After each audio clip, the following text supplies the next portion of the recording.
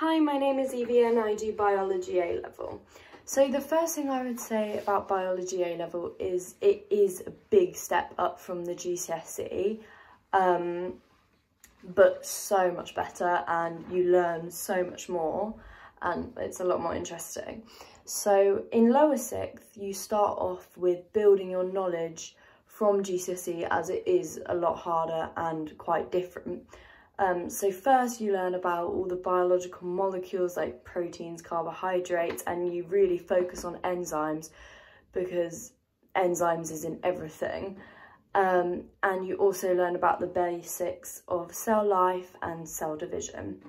And then you move on to exchange and transportation in different organisms.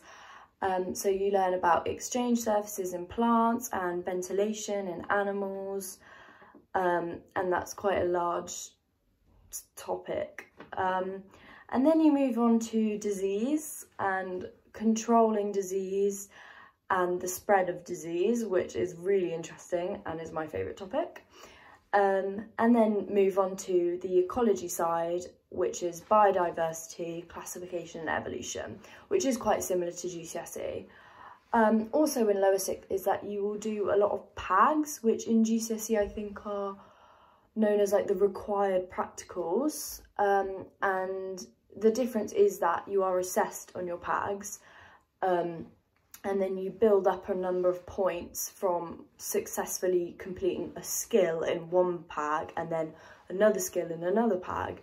And you build up these points, and then at the end you pass. Hopefully you will pass. You pass your practical endorsement, your PAG, and you need to pass your PAG to be able to do a science-based subject at university.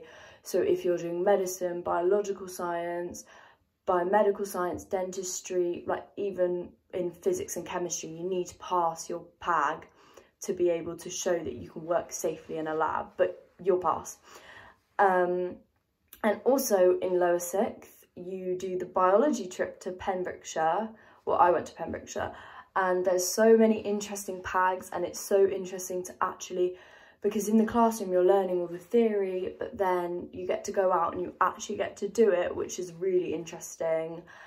And there's loads of interesting PAGs which you can do there, which you would never be able to do in Abingdon. And it's just really good. And I think that there's such a big difference between people who don't go on the trip and the people that do, and the people that do really can show their knowledge of being in the field when they're in the exam. And then in upper sixth, it's another step up and it becomes a lot more intense, but also there's so much information. And so you start off learning about communication throughout organisms and homeostasis, which is like the control of your body functions, or organism body functions.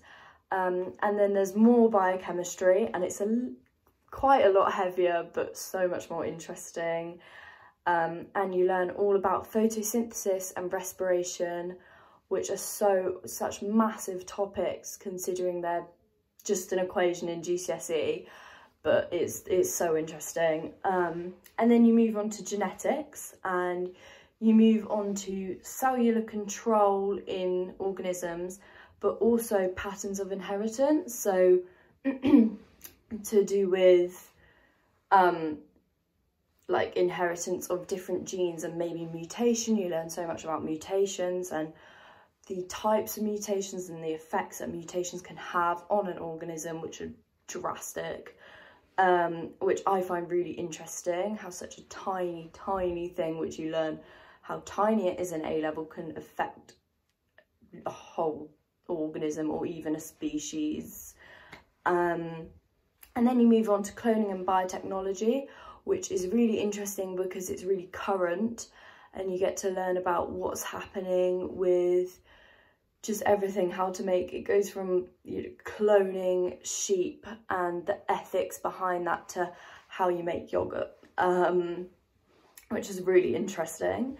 And then you move on to a lighter topic at the end of the A-level, just before your revision starts, which is ecosystems, population and sustainability. and that is really similar to geography A-level. So if you do geography A-level, there will be, which I do, there will be loads of cross-links with the whole ecosystems and sustainability, because of course they're both subjects about the environment. Yeah, and so there are 3 exams for biology. The first 2 are 2 hours and 15 minutes, but it goes really quickly. And they're on every subject throughout the whole course, and general, going from, you know, the easier questions, which could be a lower grade question, to the sort of A star stretch and challenge questions. And they range from multiple choice questions to 6-mark essays. And then the last paper is an hour and a half, and it's unified biology. And so it is very hard, but quite satisfying when you get it right. And it takes part of different topics and it merges it all into one question, and it's crazy. And you find out so many things from the paper, but it is quite hard.